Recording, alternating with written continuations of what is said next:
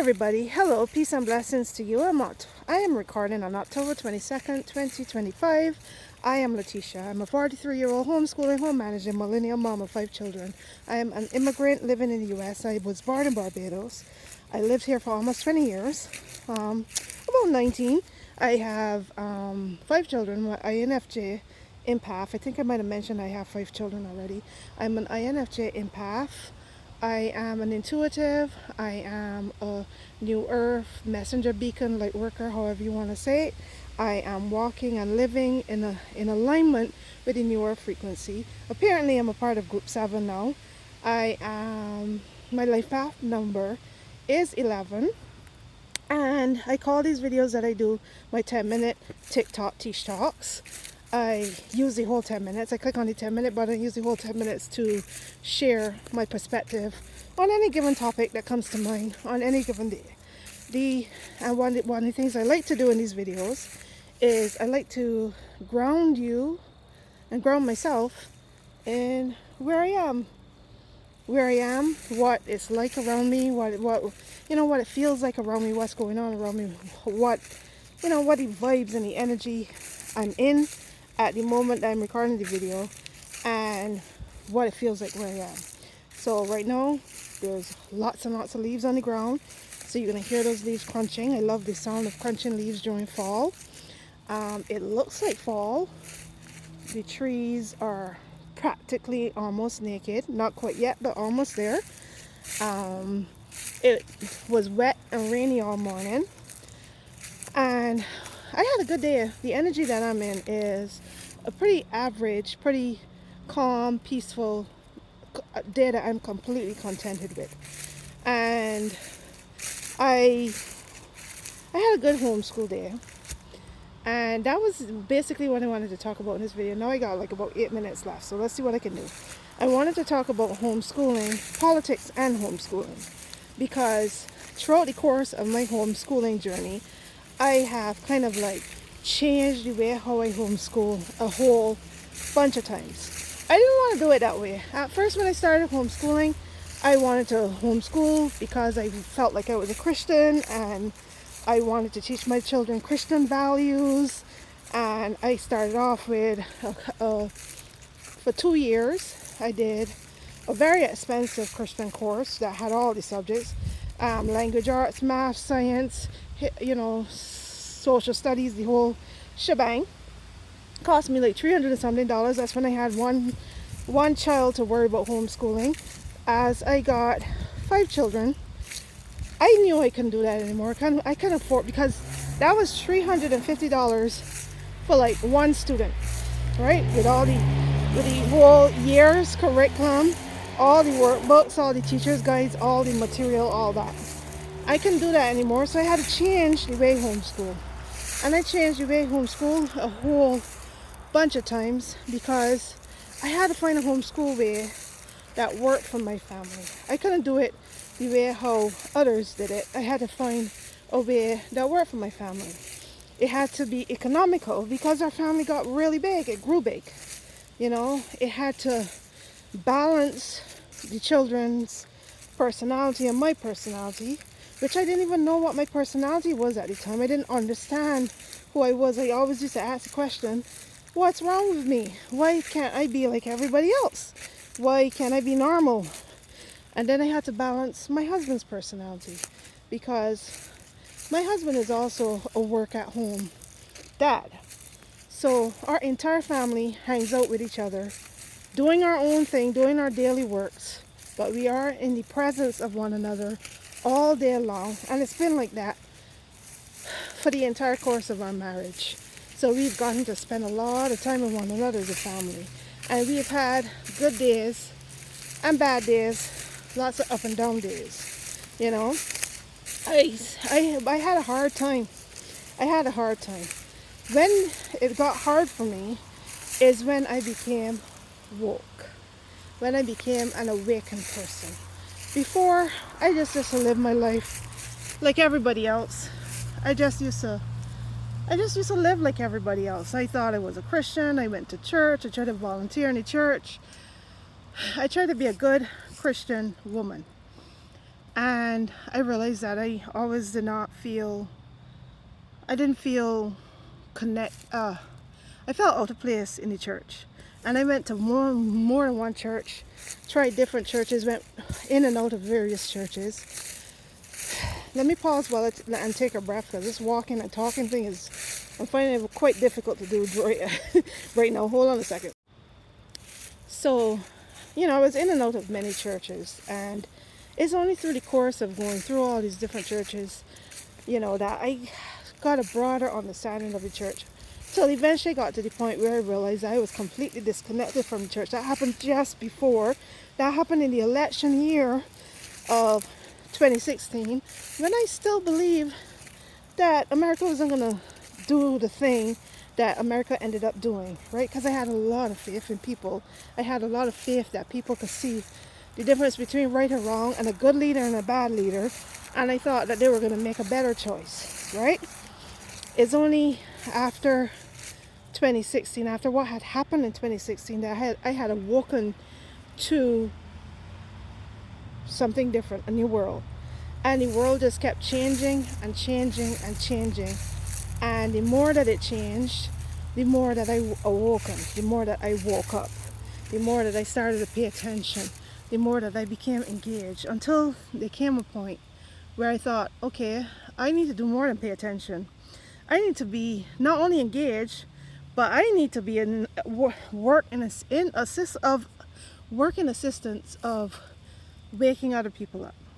So I started to do the most uncomfortable thing that a person such as myself could do, an introvert and non-confrontational person, a light worker type person, even though I didn't call myself a light worker then, but somebody with so much love and light, and was someone who was taught how divisive politics was and how we should stay away from politics, because that's a divisive space, and that's for political junkies. You heard things like that.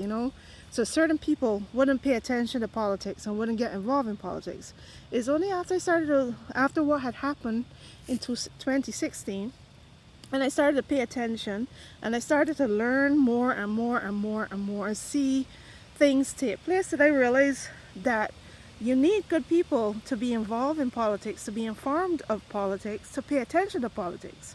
And I stepped out of my comfort zone, and I stepped up, and I started to focus on politics, and started to, literally, I only became a social media person. I only got on social media. I got on social media because I wanted to promote Pete Buttigieg, because I loved him. I loved him so much. I still love him. I loved him so much, and I thought that he was so bloody brilliant. He was so good at what he did, and I didn't understand, other than the fact that, he was gay. I didn't understand why people wouldn't choose this person because of how smart and how his policies were so good and his ideas were so good. And I know people had all kind of reasons why they had a problem with Pete Buttigieg, I think. But I saw, as an INFJ, as a person who could see and discern good people, man, I am a Pete Buttigieg stan all the way. So I still am. I tried to campaign for him, or speak up for him, or whatever the word is, like argue for him when VP Harris had to choose a vice president. I mean, I loved Tim Walz, who I didn't know about until after she chose him. But so I'm happy with the choice she made. I thought she made a good choice, but I was arguing for Pete Buttigieg.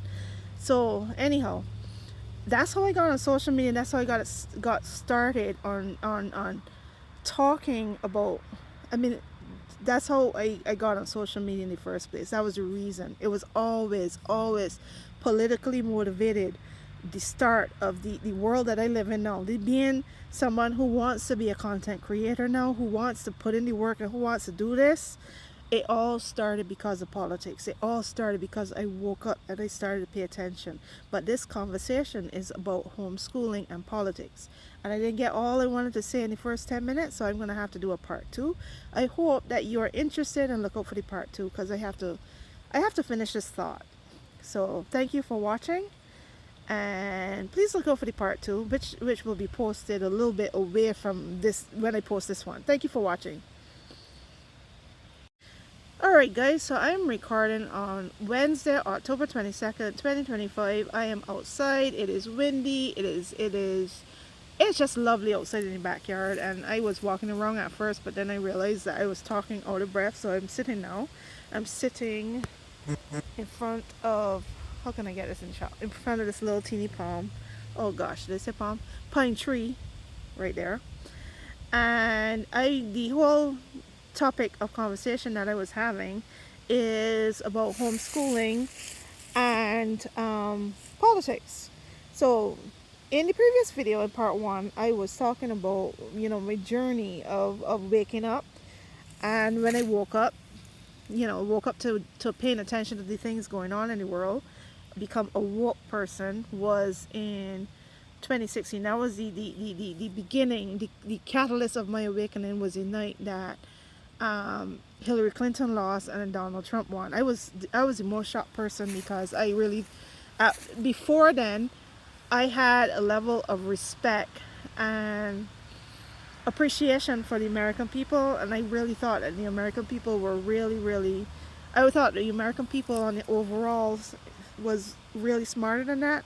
It's only as I became woke and I started to learn a lot more about how this political system worked that it made no sense to me. I started to realize, holy shit, this is a rigged system. And the more I learn, the more I realize how difficult it is and how rigged it was, right?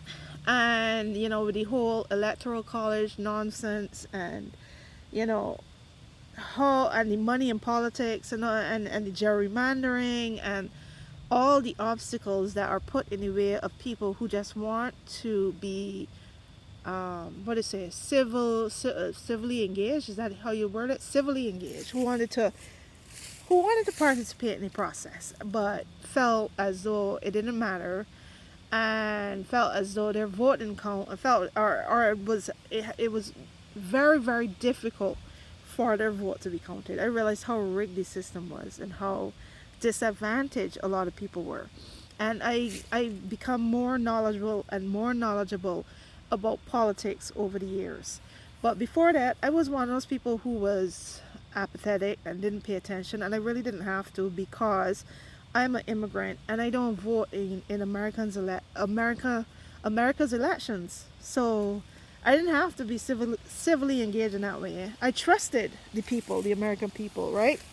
And it's only after what had happened, when this, what to me, clown, an ignorant person and divisive person, horrible person, was elected in 2016, that I started to see the American people differently. And obviously I learned more and more about America and its political system and its version of so-called democracy, and I learned more about the people and the different types of American people, and how there was this hateful RSIS, now I know, FS, white supremacists, pocket, section or whatever, fraction of people in the country. And the way how the electoral system works, and all the ways in which the election is rigged, you only needed to get the right amount of people and certain amount of people to vote for you. And I have some thoughts that I would like to share in relation to this last election, and in relation to a lot of the things that are happening now.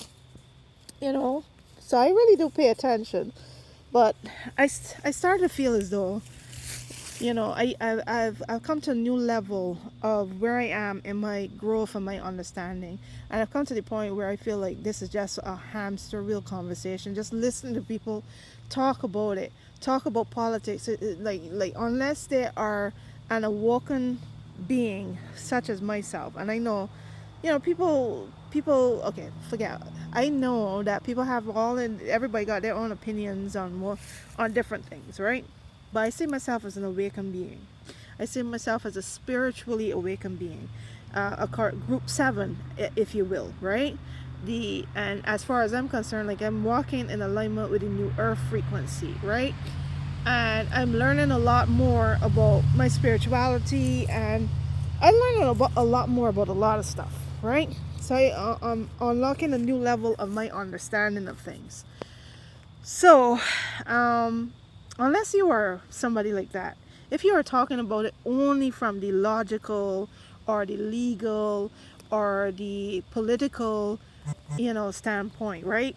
Then it really feels like we're just in a hamster wheel conversation, having conversations that has been had over and over and over again. It's like you're just in this maze, and you just, I don't know. It just feels like a trap. It feels like you're stuck, and you're not having the right conversation. That's what it feels like to me. So I do listen to people who are like that, who to me, okay, are in a 3D level of thinking, but I listen to them more for being informed and being aware, but not really feeling like the conversation is a full conversation with a full understanding of all of what needs to be in that conversation. So it doesn't feel like a complete conversation to me. It feels like a hamster wheel conversation. So again, I said this video is about homeschooling and and politics. So before I go into what I wanted to say about homeschooling, let me just talk about my day. I had a really good day with the kids, and what I was trying to say in the first video is that I had done various types of homeschooling until I felt like I came into a place of, I accidentally fell into this, what I started to call flow schooling. People got all kinds of different ways of calling homeschooling. Like there's fun schooling, and there's unschooling, and there's all kind of schoolings. Well, I call it flow schooling, which is where I incorporate the emotions and the feelings, the energy of the day, the emotions and the feelings of the kids, what the kids want to do, what I feel is the right thing to do. Like it's more intuitively guided homeschool. So I don't make plans overnight because it never works. I always just wait till the morning, feel the energy of the day, and kind of go with the flow. Go with the flow of what we should learn and what we should discuss and what we should do, what activities we should do. So today I did an activity that of my one of the things that I had bought from TikTok, like my second purchase from TikTok, which was called a water fairy, create your own water fairy bottle.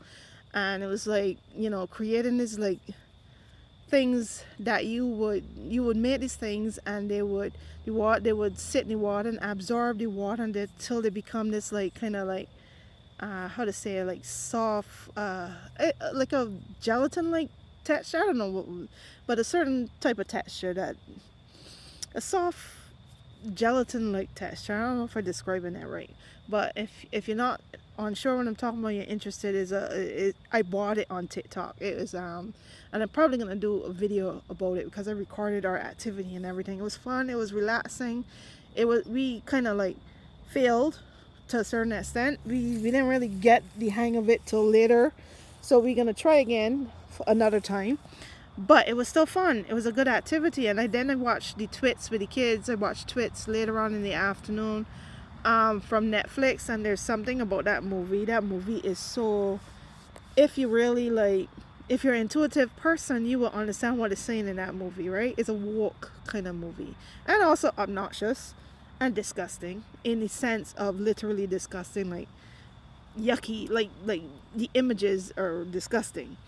But it was kind of like people would classify it as a woke movie. It's about empathy, it's about forgiveness, it's about hate, it's about, people call it woke, my kind of movie, because I am totally woke and my family's woke, because as far as I am concerned, woke is awake and empathetic.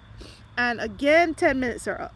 But what I wanted to say, see if I could get in the last 1 minute, is that I found that politics had taken me away from being the best homeschool mom I could, and I couldn't help it. I felt like I was fighting for my kids' future, and it was life and death, and I had to do what I had to do because I had to stop people from making a big mistake. And then only in November last year that I realized that I couldn't stop it even if I tried. It was a train that I could not stop even if I wanted to. And I'm going to continue this conversation in the part 3. 10 minutes is just not long enough for big conversations, but I couldn't stop that train even if I wanted to. And if you're interested, look out for part 3 of this conversation. It is about homeschooling and politics, and me just sharing my journey up to this point. Thank you for watching. All right, friends, this is part 3. I mean, sometimes it is what it is. Sometimes you just cannot get it out in 10 minutes. But I started to really enjoy doing my recordings on TikTok. I find it to be challenging. It teaches me how to be concise and how to say everything I want to say as quickly and as concise as possible, and to be a better communicator. So it's good training. I like it here. I really do like it here. So I have high hopes for TikTok, and I'm hoping that TikTok don't fall into the wrong hands if it hasn't already. I'm really, really hoping that it hasn't already and it doesn't, because this is a beautiful place. So this is part 3 of a conversation I was having called, the theme of the conversation is homeschooling and politics and homeschooling. And I am Letitia. In case you've never met me, I'm Letitia. I'm a 43-year-old homeschooling, home managing millennial mom of 5 children. I'm an immigrant living in the U.S. I was born in Barbados. I am an INFJ empath. I'm an intuitive. I'm a new earth, beacon, messenger, light worker. I like to say all 3. And I am, and what I was saying in the previous videos is that my homeschooling, after a lot of trial and error, after lots of starts and stops, in terms of the way that I homeschool, had evolved into accidentally. I didn't plan for it to. I tried my best. I tried my best at first to do it the right way, quotation marks, the way that normal people would do it. As a Christian in the beginning, when I had one child to homeschool, as a Christian in the beginning, I did this Christian homeschooling series, or whatever you call it, um, kit. I don't know what the word is, but this that would have math, English. It had a lot of material: math, English. Language arts, social studies, geography, history. Right. And it was called Life Pack. Life Pack series. It was like 300 and something for a year curriculum. And I did that for 2 years with my daughter until I had more children and I had more kids to homeschool, and then that became incredibly uneconomical and impossible for my family. So I had to find different ways to homeschool, and I tried different ways. Up and down I go like a roller coaster, trying different ways and changing it every year, because as they grew and their personality changed, I started to get to know what worked and what didn't, until it evolved into something more intuitive, and I call it flow schooling. And I get up every morning, read the energy of the day. My kids' energy, my energy, my husband's energy, the house's energy, the energy of the day, the energy of the collective, I just feel it all, right? I'm talking about what might be going on in the real world and how it's affecting my emotions and how I feel and how everybody else feels, and I just read it until I figure out was the best way, that what we need on that particular day. We need rest, we need play, we need to we it's such a good day that it could be totally academic focused. We need to watch a documentary on TV. What do we need on that given day? That's how I teach my kids. I accidentally, without even trying, became an intuitive homeschooler. I became an intuitive everything. I didn't even know I was an intuitive until I started to realize that that's what it was the whole freaking time. That's why I keep asking myself, what's wrong with me? Why am I not like everybody else? No matter how hard I tried, I just wasn't like everybody else, until I realized what I was, and I started to lean more into what I was. So, homeschooling and politics. I struggle with my homeschooling before this point for the last, I don't know how long, like maybe like since 2018, maybe, or 2018, because 2018 or the end of 2017, I can't even remember, but at some point I became more than just somebody paying attention and watching what was going on, and I became active. I call myself a social media activist, an online activist, because I couldn't do the external things, like join something or participate in a protest, or even like go to polling places and vote or volunteer for things. I was not I'm not, I'm an immigrant, and I don't vote in the American elections, and I don't participate in that way. So I did the next best thing. I learn as much as I can. I try to practice being a good communicator. I was not that great at it when I started. Communicating was very difficult. I've gotten immensely better now because I've talked so much and created so much videos, so much so that I filled up two of my Google storage with videos, and I'm now trying to transfer all that stuff, all those past videos that I stored in Google storage, two of them, at the, I forget what the size is, but the second package, not the first, the second package, or maybe even the third package, the second size up in storage space. So I filled two of those up.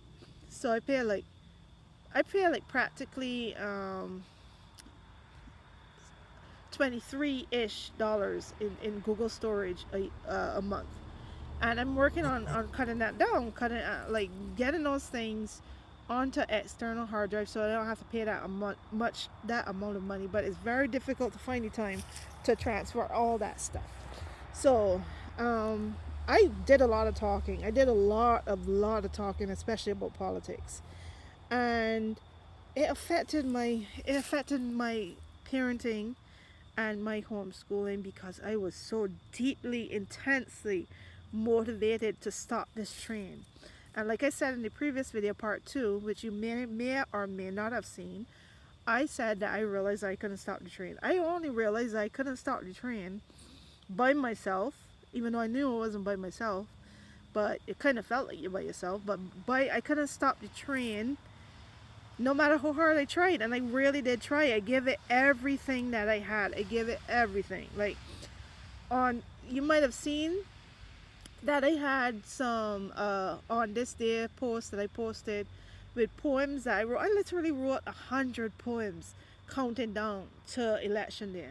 100 poems, and that's not the first time that I did that. But every single day, like I posted a new poem on Instagram. That's where I did all my thing. Most of my content was on Instagram. And it's only after we lost, which I don't believe happened fairly, to be honest. That's a conversation for another time. But I don't really feel like we technically lost. I feel like it was stolen. And I know that that's a triggering statement because that statement has been used in an abusive, dishonest, manipulative way in preparation for this time, which made it impossible. It made it triggering for a lot of people to use that statement afterwards. So much so that they accepted something that made absolutely no sense. That's another reason why I can't be on this hamster wheel and talking about politics in the way that I did before. I realized I had to get off. I had to stop trying to stop this train. I had to let this train do what it needed to do. I had to let this train run over who it needed to run over. Not that I wanted that to happen. Destroy what it needed to destroy because I couldn't stop it. None of us can. We cannot carry the world on our shoulders. It's a collective. It's a collective duty, and we can only focus on our part. And I started to realize that focusing on my part was being a better me, a better homeschooling mom, a better mother. I needed to get back into my life. I needed to live my life. And that is why, even though the world might be on fire and the train running over things and blowing up things and destroying things, and I feel what you should for that about that. I feel what everybody does. I just don't focus on those feelings. I dance, I focus on joy, I focus on light, and I get involved in conversations that to me does not feel hamster wheel-ish, but feels like more progressive and would actually lead us to a sensible outcome, right? I get involved in conversations where an intuitive is needed to be involved, right? So, but at the same time, when you see me dance, when you see me do the things that I do, and I share what I share, that's because I've moved to a new level of this fight.